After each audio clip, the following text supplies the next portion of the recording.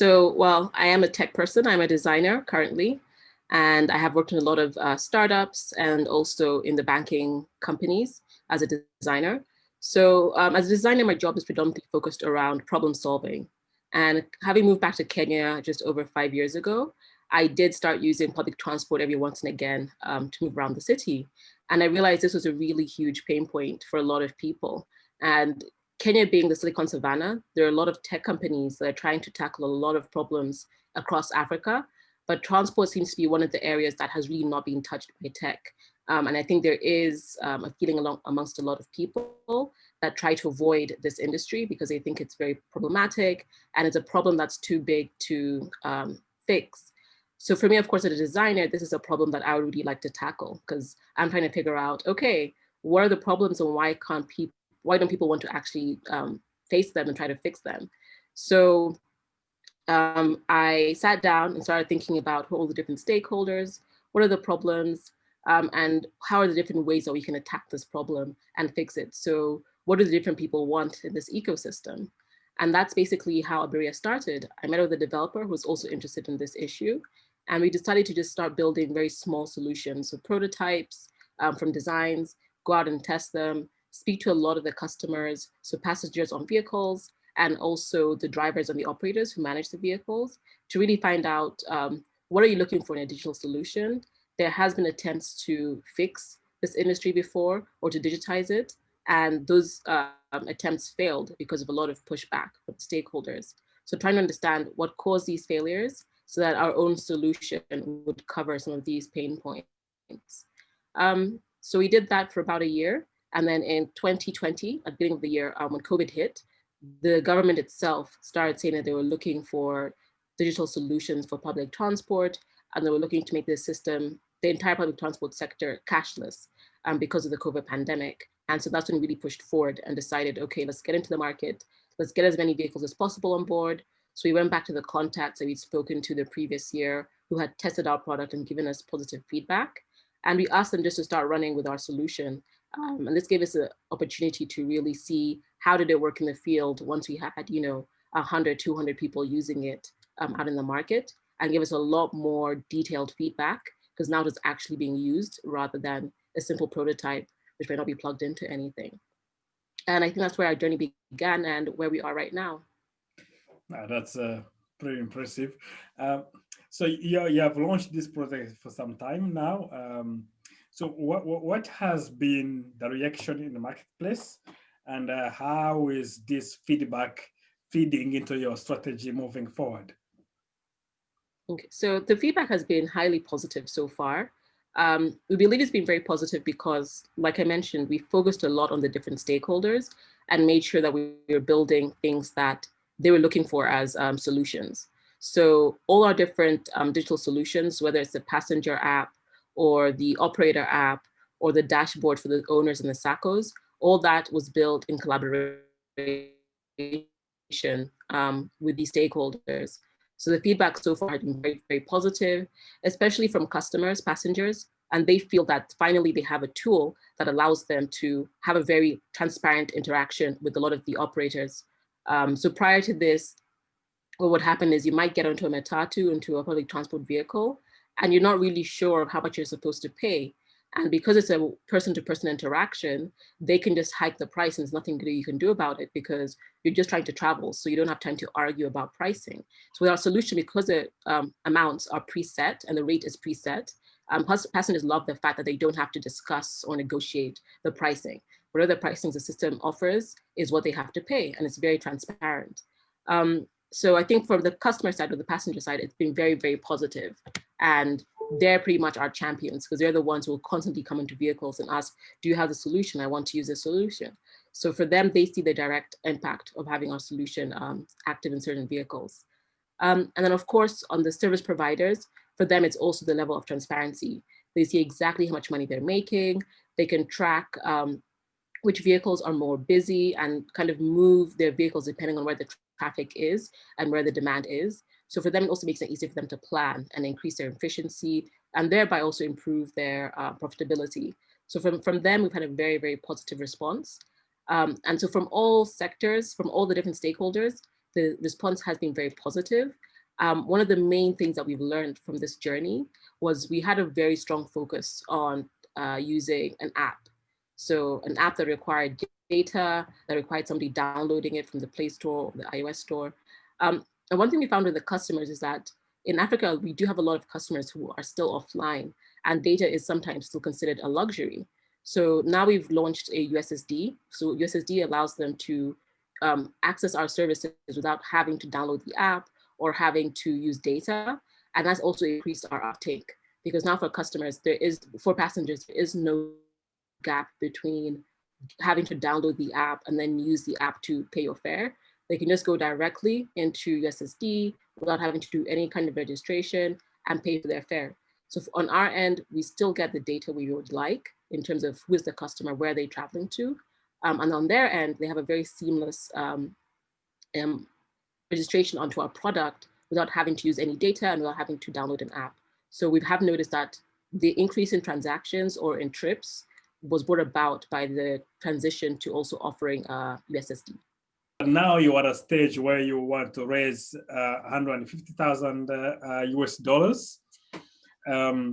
So what do you plan to do with these funds once you have secured them? Okay, of course, our primary focus next year will be building out our entire product offering. So there's a lot of aspects of our solution that we have not had time to build yet, just because we've been trying to focus on the core capabilities. So paying for your fare without cash. But there are other aspects that we want to build. For example, customer support. If something goes wrong, how do we help a customer resolve that issue? Also, there's the SACCO and the owner dashboard side. So for the SACCOs, we're still building and still the early stages. So we want to build that out as soon as possible so that we have a more comprehensive offering for the SACCOs and the vehicle owners. In order to do that, we definitely have to build the capacity of our team. Currently, it's myself and my co-founder who pretty much work on everything ourselves. So I do all the design and research independently. He does all of the development. And from time to time, we'll get a person to join us for 1 month on a very short contract basis to help us clear out a few additional features or areas where we might not have the individual skills for those aspects of the build. So our first priority right now with the money is to build capacity, is to hire more people, especially developers, who can help us get a lot of our products out within 3-month chunks. So we don't have to wait 6 months, 9 months to get 3 or 4 features done. We want to be able to build out our MVP, our post-MVP in very quick succession, because we believe that will help us really capture the market a lot faster. Also, after that, there is also marketing. When we're in the field, matatus are very popular for their branding. They're very colorful. They have a lot of stickers. And so right now we use very small stickers, which we have been told are very discreet, will not really be seen. However, if we wanted to go to the extent of branding an entire vehicle or an entire bus stop, that is very cash intensive. However, if we do want to push the product, we have to look strategically at the different routes that we cover and see how can we brand the different bus stops on this route? How can we brand as many vehicles as possible on this route to really bring out the awareness that our product exists? And so that will be like our second focus when it comes to how we're going to be spending the money, marketing and advertising, and increasing visibility of our product. So we have our Abiria Payments website. So if you go Abiria, so Abiria is spelled ABIRIA Payments, PAYMENTS.co.ke. You'll be led to our website. Our website is still very MVP, so it just gives an overview of what we do. If you scroll right to the bottom, you will find our contacts and our email details. My personal email is Nerica, NERICA.K@Abiria Payments. So ABIRIA.PAYMENTS.co.ke. But if you do go to our website and find our email at the bottom, we receive all emails that go directly to our info email. So in your opinion, as the founder and CEO of Abiria, what makes you unique? Why, like if I'm an investor, like I have options to invest in several other businesses, and I also have, if I'm a top talent, I have also opportunity to work with other startups or other businesses? Why should I join Abiria? In your opinion, like what makes you so different? So I would say when it comes to Abiria, we are a unique team because we are two founders who have lived our entire lives in Kenya. So we have seen the progression of the public transport industry, and we have noticed that it has really stagnated. And we also have that keen understanding of the people behind public transport. What is their mindset? How do they think? What are they looking for? A lot of tech companies have feared entering the public transport sector because they don't really take the time to understand the people behind the sector. A lot of the operators and the drivers might not be very well educated. So you have to really communicate to them in a way by offering incentives that speak to them. And so we're trying to find those ways. And we understand this is a Kenyan market, so everybody's going to be asking you, what's in it for me? And so we constantly are building solutions that really target everybody. So it's not a top-down approach, it's not a bottom-up approach. It's approach everybody and make sure that everybody is covered, and then we'll actually see progress in our product. So I think we have a very unique way of approaching this problem because of the fact we've been brought up in Kenya, and we understand the unique and problems that this industry faces from being on the ground, from taking matatus. I have personally taken a matatu and gotten on and taken a trip that should only cost me, let's say, 50 cents. And the person is charging me $1, and I'm trying to argue, but we can't argue about it. And in the end, I just have to say, okay, whatever, I'm just gonna get over it, get off.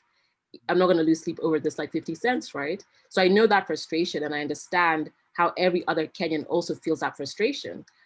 So for me, it's a very personal problem because I understand, when people are going to work every day, going home every day, these are the kind of interactions that they really don't have to put up with.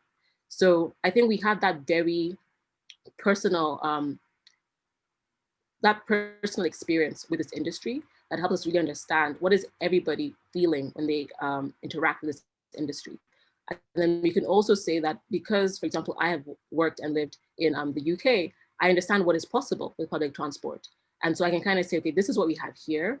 This is what is being done abroad. But rather than simply transplanting something from the Western world and putting it in Africa and saying this will work, how can we take different aspects of what works in those other countries and then make it work for what the people who are in Kenya truly need? And of course, also the rest of Africa, because we all face similar problems in public transport. So I think that's what makes us as founders very unique. We have a very personal understanding of the problem, but we also have enough understanding of what's being done across the world to fix these kinds of problems, to then pick and choose things that we'll think will still have some kind of impact locally for the public transport sector. And I'll also add that we are both building this independently. So a lot of teams, you might just find business people who have to hire externally and hire the developers and hire the designers, but we build everything ourselves. So before we even got into the market, for us, this was a case study. And I was just doing a lot of design research and designing the interfaces and prototypes. And my co-founder was looking at ways for us to put the tech together. And because of that, a lot of what we build we've been able to do it at a very lean budget because we've been doing everything internally. We've rarely required external people to help us build our product. So I think that's also a very unique aspect of us as founders. That's quite powerful. I like that you talk about your experience as the founding team, but also you talk about your own capacity to develop the product until where it is now, which I think is something that sometimes a lot of founders miss in terms of, first of all, having that personal experience with the problem they're trying to solve, but also having the capacity or the skills to develop the minimum viable product of the solution they want to bring to the marketplace. I really think that's something that's very powerful. Maybe as a last question, it's not always that we see female tech founders in Africa. So yeah, well, we're now talking about the African ecosystem, but also globally, like even Silicon Valley, here in Europe, or even in Asia. It's not every day that you see a female, like tech founder. And I just want to ask you, like, what has been your experience as a female entrepreneur, but also what is the message that you may have for other girls, like young women who may be fearful, like, like this is a field for men, I cannot easily break through because, like all the um, because of how this industry has been built and like all the constraints I may face as a woman. So what's your message to any girl out there who might be watching or listening to you and wondering how you managed to break through this industry? Okay, you're right. I think tech is slowly having quite a few women join, but it has taken some time. I think definitely one of the things that I have kept in my mind when I've been doing this is if I am able to succeed, more young women will think that I too can succeed. So one thing, for example, we have done at Abiria is we have a sales team that spends a lot of their time in the field pushing the product. And currently our sales team is about 70 to 80% women, so young girls. And a lot of them are either fresh out of university or they do it as a side job while, because right now universities are open and closed because of COVID. So for them, it's an easy way for them to work in a pretty safe job. And because they see that there's a female founder, they feel more secure in their job because they don't feel like anything's going to happen or I might have some unreasonable requests for them. So I think it makes a lot of women feel more able to approach and work in certain institutions. So they feel like, okay, there's a woman there. I feel I can go there and be safe. I feel that if anything does happen, I can approach her directly and speak to her about something. So I think it creates a much safer environment for other women when women step up and say, I will start a business and focus on hiring other women. So definitely, I would say when it comes to the female aspect, I found that in this experience, it's up to me to enable other women through my platform. And that's just by creating jobs for them, by being a mentor for them, and showing them that nothing really can stop you. And I think in the African context, it's very unique because we do still have some mentalities around should women be in the workplace? Should women take leadership roles? Should women be invited in certain rooms with very senior people? And I think we have at times faced this prejudice where you will walk somewhere and somebody will say, oh, you're the CEO. Okay, we were expecting somebody else. But I think that's also a great opportunity for us because when people underestimate you, when you do deliver, suddenly you really, of course, for them, taking away a lot of that prejudice because now they realize, oh, so women can deliver things. Women can build good businesses. And so one thing I've noticed with some of our SACCOs and even some of our drivers and the operators of the vehicles is that when they first meet me, they're a bit surprised that this solution for such a a male-dominated industry is being created by a woman. But when they realize that it works, they'll say, oh, wow, well, it works. So it doesn't matter that you're a woman. It doesn't matter that this is a male-dominated industry. We just want something that works. And so I think in that way, the next time they see a woman, they'll say, we're not bothered about whether you're a woman or not. We want to see the product. And so I always encourage young women and women who want to get into entrepreneurship, don't focus on being a woman, focus on delivering value. Because when you can deliver value, people will say, it doesn't matter what gender you are, because what you're providing is great and I want to use it and I want to buy it. And then you being a woman is just like an added bonus for them because women are more approachable. Women are seen as nurturers. So people, when they have problems, they'll just call you directly and say, hey, this isn't working for me. Can you help me? So I think there's a new opportunity now because I believe with tech really, I think makes it a very equal opportunity for everybody because tech is not about how strong you are or how far, it's about can you build the best product?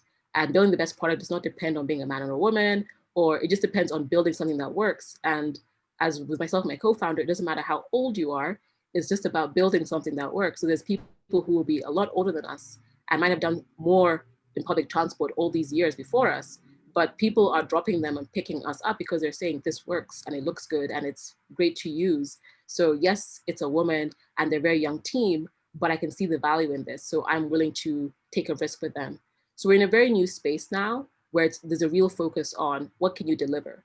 And I think as women, when people underestimate you, that gives you the best opportunity to over deliver. And then at that point, really you've got them in the back because they're like, I didn't think you could do anything. You've done an amazing job. Like, I want to do business with you, right? And we're also deemed as more trustworthy. So that also adds to the opportunities that we have as a woman where a lot of men will see other men as people who might be trying to take over their business and things like that.